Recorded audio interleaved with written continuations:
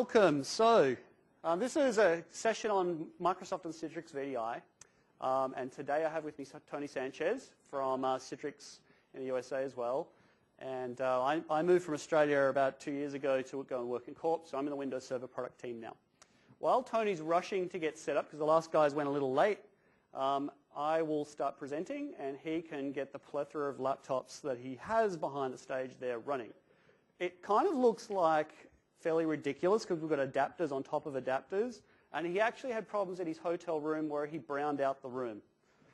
So I'm just hoping everything kind of stays, we don't trip any circuits or anything like that. So firstly, we just wanted to explain to you what makes up this joint Citrix and Microsoft offering, and what makes up the stack. And Tony's done a fantastic job of a whole bunch of demos. I kind of thought he's added a level of complexity that kind of surpassed just about anything I've ever seen, because he literally flew 5 laptops from the US and carry-on luggage. So that's impressive. I'm impressed. It is. He loves me for that, that's for sure. So then we're going to talk about VDI, and then where session virtualization fits in, because a lot of people kind of go, hang on a second, I've got terminal services, a big investment in terminal services, or XenApp, presentation server, MetaFrame. How does VDI either improve something there for me, or does it give me some new capability that I'm not aware of? Then I want to talk about the application layer, and then finally user experience and the user state. And then we're just going to wrap it up. So Tony's got demos all the way along for this whole exercise. So firstly, the stack that we're kind of looking at today is a very rounded stack. When Microsoft and Citrix talk about desktop virtualization, we're not just talking about VDI. And unfortunately, there is a misperception of desktop virtualization being just how you deliver the desktop, VDI, predominantly. We see it as a much richer stack. We see it as an end-to-end stack that covers the user, the application model, and then finally the desktop delivery. Each of those layers offers different value points. So for example, user state virtualization. I mean, how many of you struggle when you sort of move users from one SOE to another? Come on, be brave. There's one brave guy at the back. Okay, for the rest of you, you probably just kill their profile and go, stuff yours anyway, we're moving ahead, right? No? Yes? Okay, so in some cases, you want to manage that a bit better. How do I manage those settings? Because every time you change the user on the desktop, it creates them an impact. How do I do that better? How do I do session virtualization in combination with VDI should I want to do that? How do I deliver the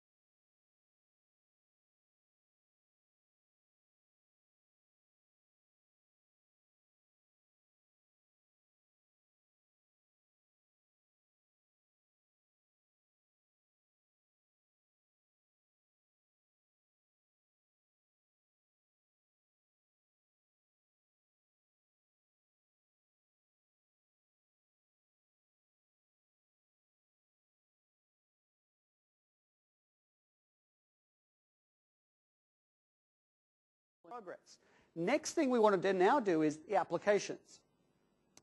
So firstly, we know about AppV, but you probably don't know about some of the work that Citrix are doing with SCCM.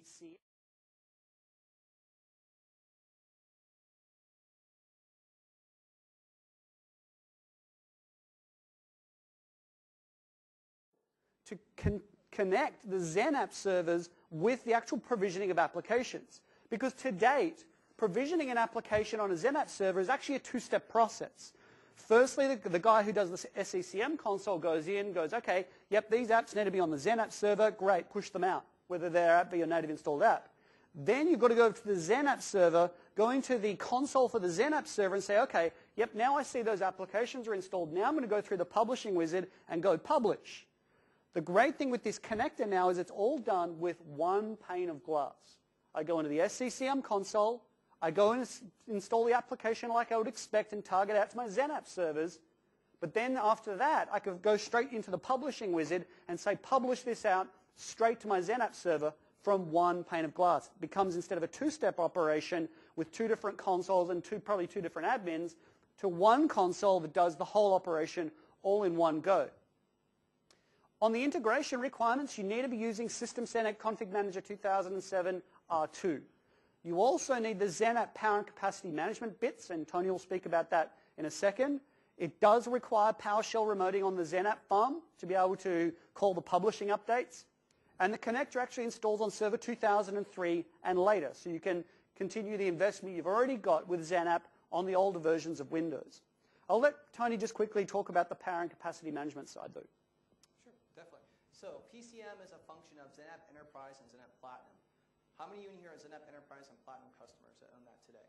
Right? This is really cool technology. The other day we had something that was called Power IT Down Day. Right? If you think about it, we power over 500,000 servers around the world that are just Citrix servers. It's a lot of servers.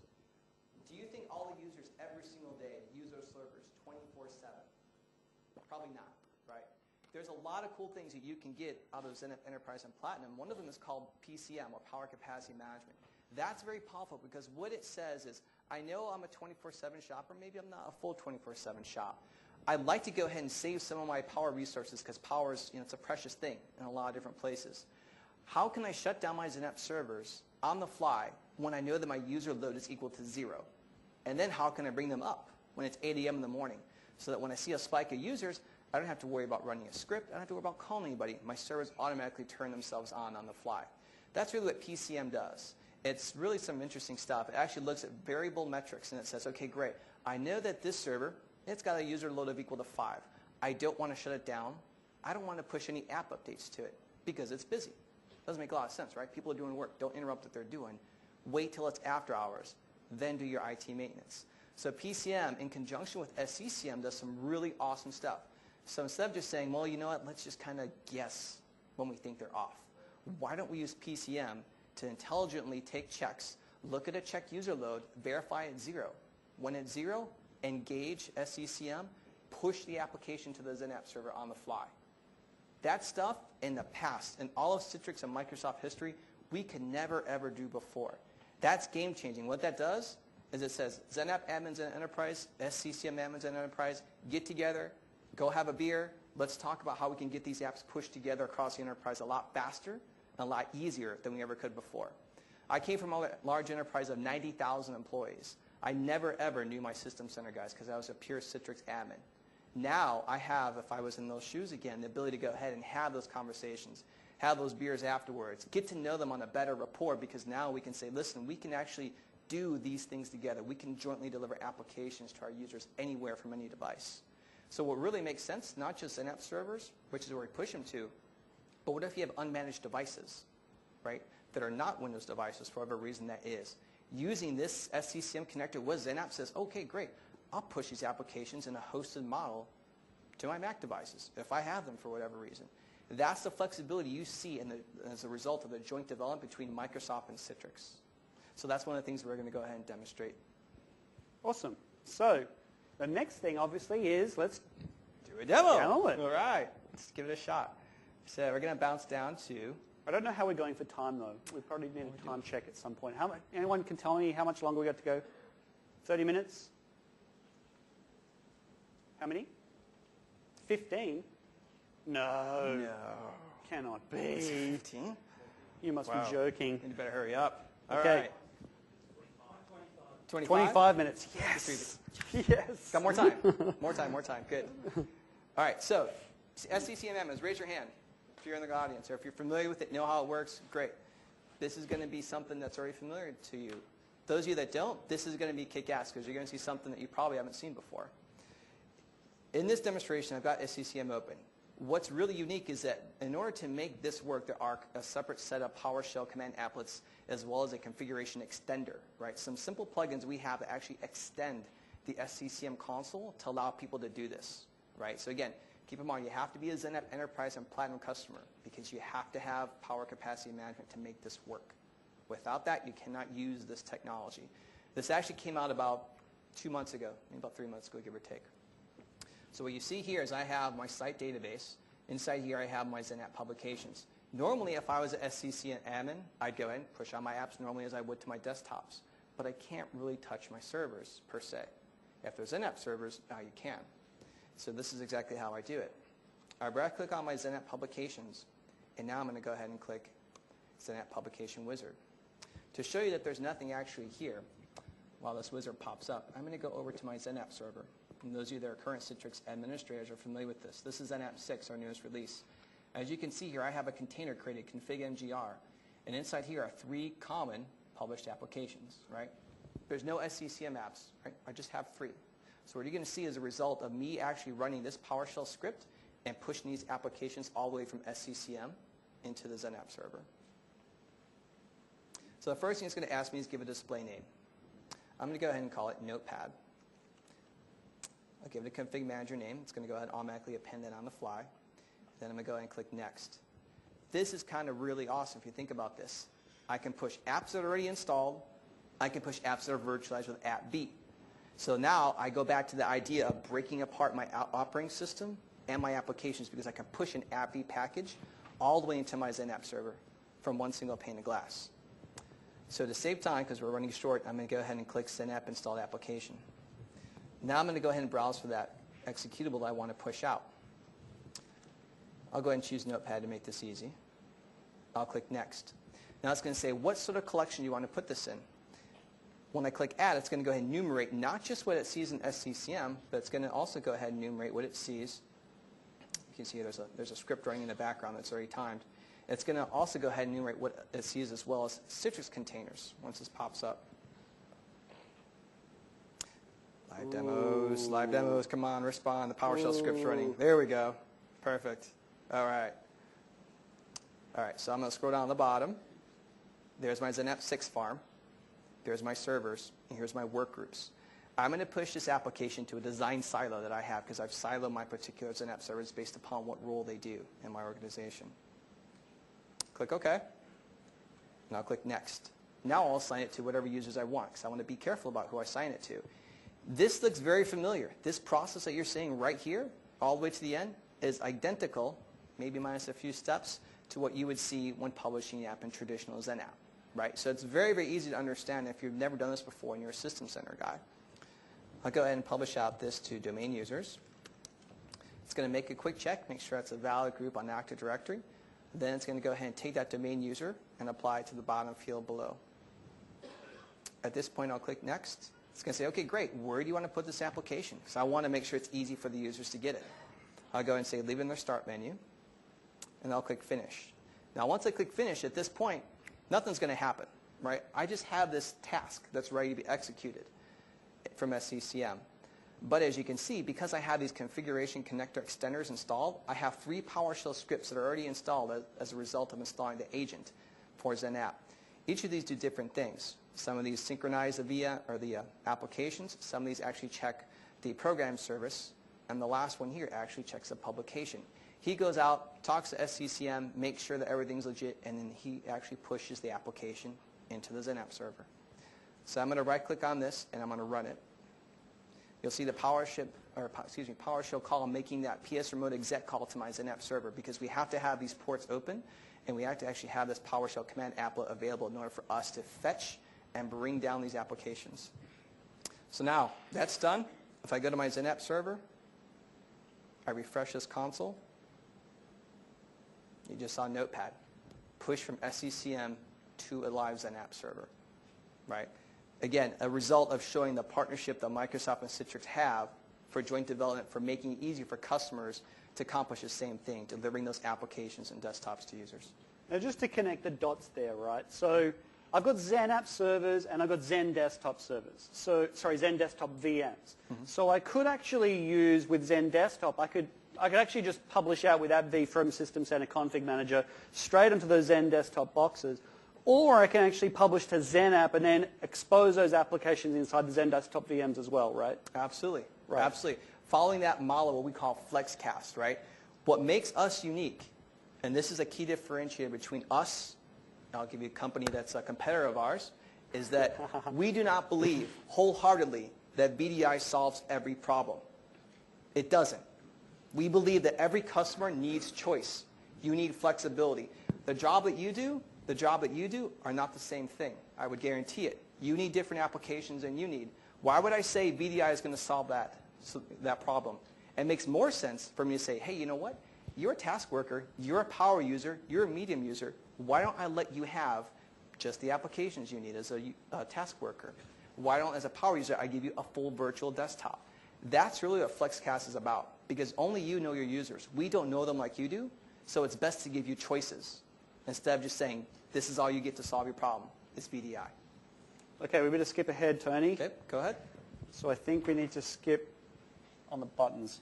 All right. You're the magic button guy. Because that way if you kill the router, it's your fault. The I'll router take is kind of teetering there, and the power strip's kind of like, you just touch it and it goes off. It's like, yeah, let's not touch that again. So, like I mentioned, AppV can actually deliver applications out to Xen Desktop as well. I'm going to spend a little time tomorrow in my session, first up in ARC 306, showing a bit of how AppV works as well, so you can understand how quick AppV can be up and running and connected into your app farm. So, like I mentioned, AppV can absolutely work with Xen Desktop and XenApp. AppV applications can also be consumed inside System Center Config Manager. The good value here is it addresses a lot of the traditional issues that you saw in your XenApp environments as well. For example, I've got this application that when I install on the XenApp server conflicts with this other application installed on the XenApp server. Therefore, I need two different XenApp servers, one for that app, one for that app, and I never really achieve the density that I'm really looking for and reduce my overall cost. AppV fixes those problems, because now what we end up having is a virtual layer basically becomes a sandbox, so the apps have no awareness of each other on the same box. We've actually got some videos of an app that normally would not run at all in a multi-session environment actually running because it is not aware that there are other instances running, because it's basically running in isolation. So it enables much better consolidation of the session hosts and XenApp servers, and addresses some of the common application compatibility issues and app deployment issues. I don't know if you were like me, but I hated having to do change user install all the time, install this app, then go through all the compatibility script pain after that just to get the app working. In this case, I install the AppV client on this XenApp box. User logs on, they start streaming the app. I mean, it's as simple as that. You don't even think about installing the app. You only have to worry about installing the AppV client. So it really does address a lot of the issues that you saw before and give us a significant uplift in density, and now actually supports 64-bit hosts as well. So the demos we've shown you so far is basically this concept of we've got the streaming desktop going, and we're now ready to start deploying down application virtualization packages. In this case, we're going to deliver it through XenApp, through that connector. So in a second, Tony's going to show you the end result. We're going to see the desktop fire up. We're going to see some applications consumed, all delivered through FlexCast. But one thing I just wanted to mention quickly on the user state side, because this is something that Citrix, again, doesn't really focus on a whole lot. They've got this cool thing, I think, called Profile Manager. How many of you tried roaming profiles? As a result, now, how many of you hate roaming profiles? Right. Okay. Roaming profiles sucked for two major issues. One of them was least writer, like the last writer wins issues, And the second thing was the time to log on was absolutely awful. So if you think of this concept of the user logging onto the system, well, what if they're just logging on to, not just one system, they're logging on to the Windows 7 desktop, then the RDS box, then they're launching a remote app, or they're launching a Zen app, application. Okay, now I'm instantiating that roaming profile 3 different times. So that's great. Now I log off one of them, but I've made changes. So that profile gets written back, right? Okay, what happens if I log off the next one? Normally the profile would get written back over the top of that one that I just made changes to. Now with the Citrix Profile Manager, that doesn't happen. You can set policies in place that basically say, yep, that one can write back, but these ones can't. So you're actually controlling the last writer wins scenarios, so you don't have those issues anymore. The other thing that I love is the profile streaming. Normally the time to log on is extensive when you've got roaming profiles in the way. Firstly, you start the logon process. That's actually a really fast process. You get your Kerberos ticket. Then the profile load comes down. Depending how big their profile is, that can be pretty significant. Then GPU processing occurs, then scripts, and then finally the user gets the desktop. With the profile streaming, however, it becomes more of a parallel action. So the logon occurs, a bit of the profile comes down. Then GPU processing occurs, a little bit more profile comes down. Scripts, then a big chunk of profile, but you see the time to desktop is significantly improved just by using this application that you probably already have if you're a Citrix customer already. You just don't know you have it. Now, for those of you who do try this and go, you know what, that still doesn't do enough for what I need to do, there are other partners that both Citrix and Microsoft work with, one in particular called AppSense. They actually do some really good work. They won Citrix Partner of the Year. We think their solution for user state management is actually pretty robust as well. So with that, we're going to talk about user experience. And this one's for you. Absolutely.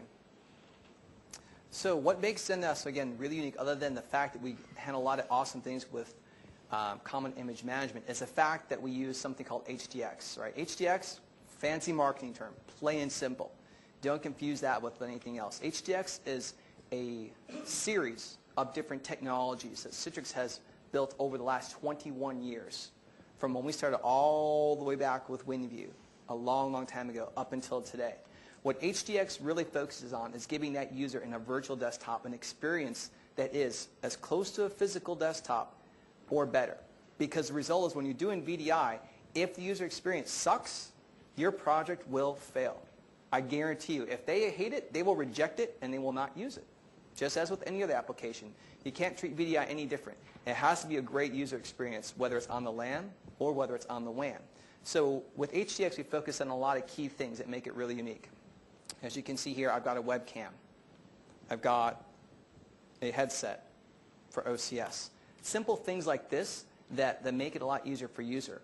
When I have a home PC like this one here, I simply just plug in my peripheral devices, and then I can map them into my virtual desktop on demand. I want to make an OCS call on a virtual desktop? Easy. I mount my USB devices in my physical PC, and I have the ability to go ahead and make that OCS call with those peripherals attached. Also, other things that make it unique, HDX, Flash Multimedia Acceleration. If you're delivering content that's very, very specific around Flash, has to be animated, has to be good, you'll see that HDX does a great job with that because we do things that are unique. We don't actually have to force the processing of Flash on the server. We'll offload it. Let this machine, your source, do the Flash processing for you. That sort of intelligence is what makes us unique because we can take certain things like that and offload it and make that VDI performance much better. Real time, which we talked about here, voice and video, as well as smart access. So smart access is really good because we can take a look at this virtual desktop you're logging into. I can take a look at the source point I'm coming from. I can interrogate it. I can find out if it's a member of the domain. Do you have a certificate? Do you have antivirus? Do you have a token? If you have all of those things, and I trust you, come on in. I'll let you have the virtual desktop you want. I'll let you have the applications you want. If you don't, I limit your access. You don't get anything, or you get next to nothing. All of those technologies combined go into Zen Desktop and Zen App. So that's really what makes HDX a much, much, much better user experience than other sort of VDI competitors on the market. So we'll kind of go through this slide again. These are some of the peripheral devices that do get mapped inside your virtual desktop. Again, LAN scenarios and WAN scenarios apply as well. Okay, so I won't spend much time on this because I want to give Tony plenty of time just to show the end game demo. So basically, you know the two things that are coming in Service Pack 1 and Windows Server 2008, remote effects and dynamic memory. I've got a session tomorrow where I'm going to spend some time showing this in terms of the depth architecture. So I won't spend a lot of time here except to say this is going to really enable probably the next generation of rich graphics because we've got the GPU and the back-end server as well, and it will absolutely be working through Zen Desktop as well. But I'll give you plenty of time for demos. It's the demos, dude. Love it, man. Love it, love it. So I'll switch back over here and make sure I don't disturb the router. The demo gods will not be happy with me. Do we have video? We do. Excellent. We do. All right, so in the interest of time, I went ahead and I've logged into my web interface. Remember that architecture at the beginning? I said, this is the web interface. This is what it looks like. This is how the user gets their applications and their data. Thinking about FlexCast, if a user only needs an application, give them an application. Don't give them a virtual desktop. The TCO is not there. It doesn't make sense in terms of architecture. That's what FlexCast is about. If I'm a task user and all I need is Excel, then give me Excel. Give me a hosted application that executes an RDS that gives me the application I need. So I'm going to go and click yes to this, and I'm going to get a little license warning here in a second. You're going to see pop up from my demo lab. But here I'm connected to a hosted version of Excel. It's going to go ahead, connect to my backends and app servers, and make my connection in a seamless mode. Again, because that's really what that user wants is just the application. Now these were all the apps we published out through SCCM, right? They could be through SCCM also. And they could be through AppV. That's the cool thing. That's the secret sauce. I don't care how you publish it. I don't care if it's AppV. I don't care if it's non-AppV. But I'm going to give you that choice to go ahead and pick whichever one you want on demand and publish it up. Right? So here's a seamless app following that FlexCast idea of giving them just a hosted app for whatever use case they are. It all comes down to segmenting your users. If you don't have a user segmentation chart, then you're not going to have the right architecture for what they need for the solution. Do you have to define the users, define the apps they need, define what the apps do, and then give them the architecture at the end? Once you have that in place, it's an easy solution. So this really enables kind of like a scenario where you've got a hybrid of Zen App Server and Zen Desktop in the one architecture, so I go into the one screen and it's customized for my user experience, right? Absolutely. So there in that scenario, I just have my hosted app. I could also tab over to my virtual desktops. One single pane of glass to get to the applications as well as the desktops. I went ahead and connected to a desktop down here that you'll see. So I'm going to go ahead and minimize that. But this is my Zen desktop I'm connected to right now on my labs there below here. So one of the things that make a lot of sense with HDX is for small things like this. If I maximize this desktop, first thing you're going to notice how easy it is for me to get back and forth. This is the virtual one. This is the physical one. Right? Small, simple things like that make a big impact in the user experience. I'm going to go back to that. Now, what if I want to mount USB devices? You see I can hit this drop down, and if I make this a little bit smaller, you actually see this pass through the virtual channel. And let me click back here, and we'll click USB, and I'm going to go ahead and pull over my Logitech device. It's going to go ahead and say, okay, great, I see that device on your physical device. I'm going to remap that driver inside your virtual desktop. On demand, easy for a user. Right? Those are the things, that make it very, very easy from an HDX perspective for users to get access to their applications and their peripherals in a virtual desktop. So now that virtual device gets mapped in. At that point, I could go ahead and make an OCS video call with my headset and with my webcam. It's all in the virtual desktop at that point. So those are peripherals, but what happens when I want my applications? In this scenario, I'm going to go ahead and launch this application. This is an AppV app. Again, I have a very skinny, happy operating system. He's got nothing on it. But on demand, when I logged in, I'm going to go ahead and stream down those AppV applications inside that virtual desktop. So there's Excel streamed down. And I don't have a license, so we're just going to minimize that. Maybe you can give me a license afterwards. Okay, see what you can do for me. Actually, it's an interesting point that Tony's got 2010 in there, because we actually changed the way Office 2010 deploys so that it absolutely works with AppV. And we addressed some of the issues that you saw previously. If you tried to sequence Office 2007 with AppV, you would have seen some issues. I'll discuss that in my session tomorrow. Mm-hmm. But following that model also, what if I wanted those applications hosted via Zen app? Same thing. I'm going to go ahead and log into my connector here, and now I'm going to get hosted applications inside a hosted desktop. Again, the more offloading I can do by either virtualizing my apps the more scalability I have in a virtual desktop environment. Because apps require RAM, apps require processing. And if I offload those resources to a server, let the server do the work for me, scalability numbers go up. It's that simple. And if I want to make it even easier, I just add app B into the mix and let it control my application virtualization and just let Citrix control the delivery of the application and delivery of the desktop. So that would be really handy if you've got an application that you know creates a lot of disk I/O, which typically affects VDI, or takes a lot of memory. That would actually be really handy for that, right? Absolutely, absolutely. So I think how much time do we have left? Just 4 minutes. 4 minutes. So I'll just show you guys something that I don't think you've ever seen before. Who uses SharePoint in the room? Or wants to. Or wants to, for that matter. Everybody raise your hand. You all want to use SharePoint. Go ahead. How many of you know that you can actually host your applications from XenApp in SharePoint 2010? Didn't think so. Now you can. This is actually a plugin that's made. It's in beta code right now. And what this allows me to do is deliver hosted applications in SharePoint. We were able to do this in the past with Citrix. It was called WISP, Web Interface for SharePoint, but it was only for 2007. Because SharePoint is 2000 is so much more powerful and so much more robust, we've actually had to go ahead and have this project done by a third-party company. So we decided, well, it makes sense. Let's go ahead and do SCCM first, and if we can get to SharePoint, we'll get to it. But someone beat us to the punch. So this is cool technology that's actually out now. It is in beta code. So what this is made by a company called Extentrix. They actually extend via Visual Studio 2010 an API that makes a connection back into the XenApp server from SharePoint.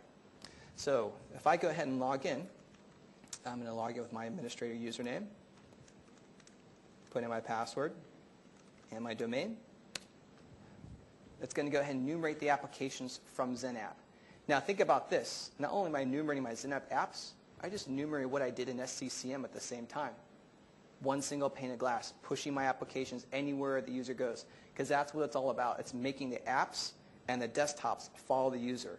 A user should not be confined to a cube. They shouldn't be confined to an office. Everything should freely float wherever they decide to go from whatever device they want to log in from.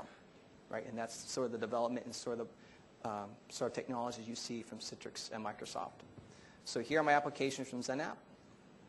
If I go ahead and click on that, there's a little bug with the bitmaps at the minute, but you'll go ahead and see this connect to my backend XenApp server. And this actually makes a connection back. You'll see this application launch here. Again, that's a hosted app through SharePoint 2010 delivered from SCCM. Super cool. I love it. I think it's awesome. I told you the demo was cool. I told you got all this stuff connected. I was really, really impressed. Very impressed. So I think we can wrap up. Yep. Press the button. Don't touch the router. I'm not going to touch it.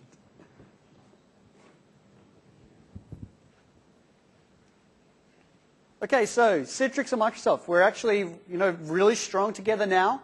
We've addressed, a lot of joint efforts now with the go-to-market with Citrix and Microsoft with VDI.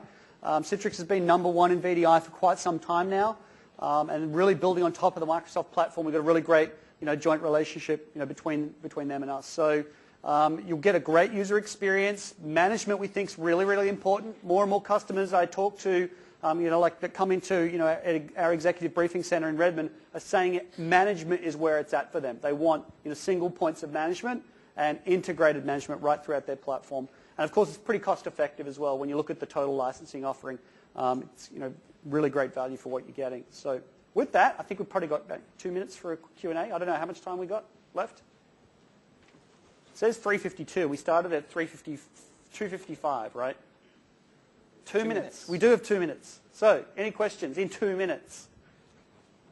Otherwise, we can be outside. We can just chat outside. If you've got questions, Tony will be at the stand. I'll be at the Microsoft stand. Any questions you've got, feel free to come and ask. And with that, I think we'll wrap it up. Cool. Thank you so much. Thank you.